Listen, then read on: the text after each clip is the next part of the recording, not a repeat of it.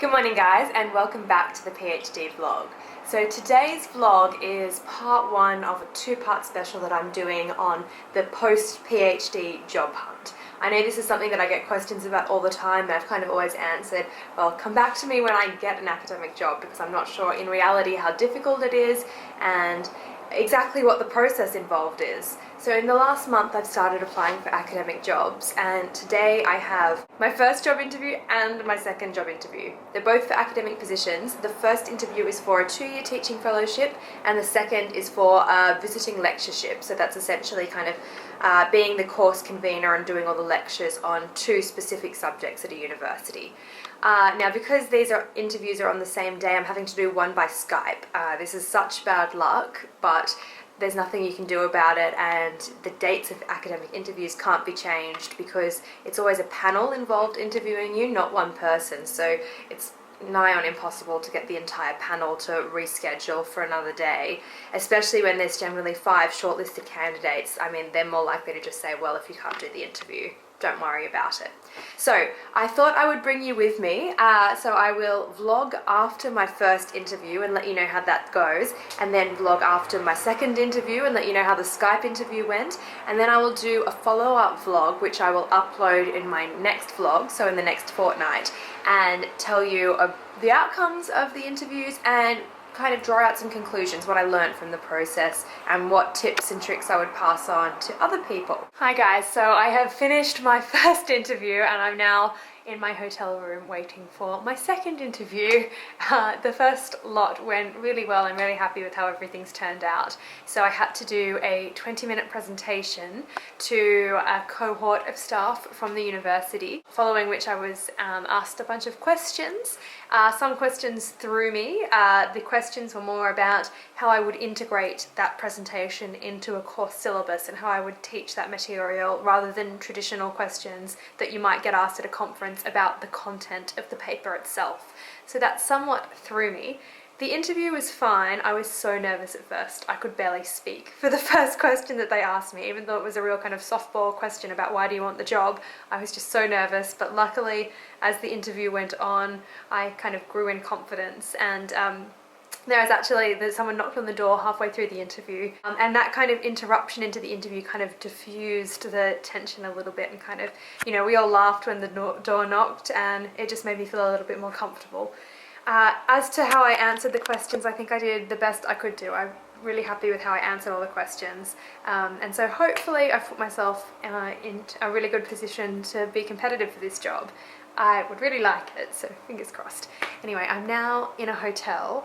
So the Skype interview, there wasn't enough time for me to get back to London between my first interview and my Skype interview, so I had to book a hotel. I'm sat at the desk where I'm preparing to do my Skype interview, and it's currently 4:37. The interview is supposed to happen at 4:30, so I'm not quite sure what's happening. They wouldn't give me their Skype username, they only have my details.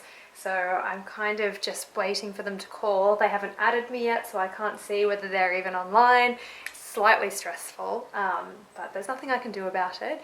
I thought I would show you kind of the setup that I have going on at my desk though. So I've got Skype open.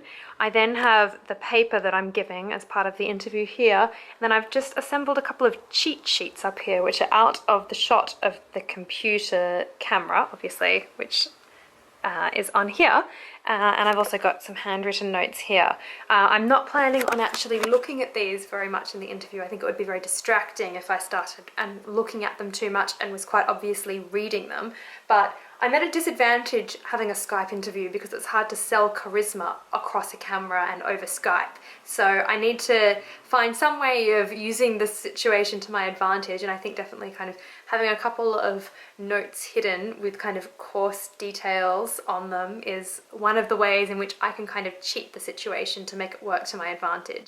Okay, I've finished my second interview for the day and I have my gin and tonic, and now I am sitting by the phone waiting for it to ring, because apparently I'm going to find out about one of the jobs today. So, reflections on the Skype interview. Well, first up, don't do a Skype interview unless you absolutely have to. It was not a fabulous experience. So on the one hand, it was great because the people that were interviewing me were really lovely, and they were just really friendly, and it was a lovely interview. But on the other hand, the technology is just a nightmare.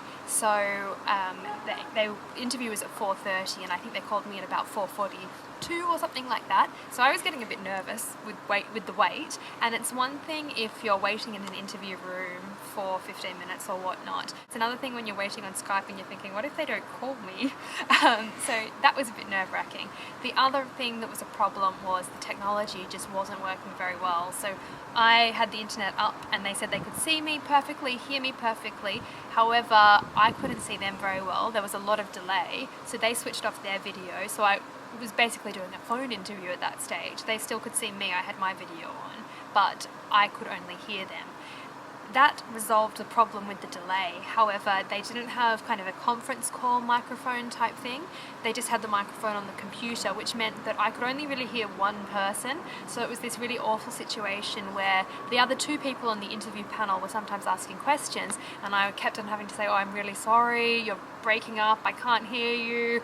You want to come across as being natural, can-do attitude, happy to do anything, happy to work with things that sometimes are not actually working properly. But when you actually can't hear the question that they're asking, it then becomes quite embarrassing and quite awkward. All in all, however, I think that it went well, and they seemed like really lovely people, and I think I could answer all their questions to a good degree. It was hard not seeing their facial reactions, but certainly they sounded pleased at my answers.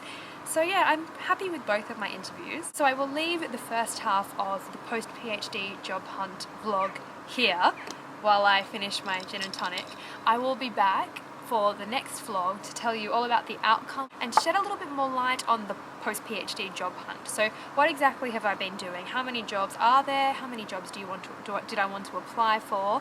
And how did I prepare for these interviews, and what type of questions came up? So I hope you've enjoyed watching the journey. If you're interested in the specifics, come back next time or click subscribe below so then you get notified when I upload it. Until next time guys, thanks for watching. Bye.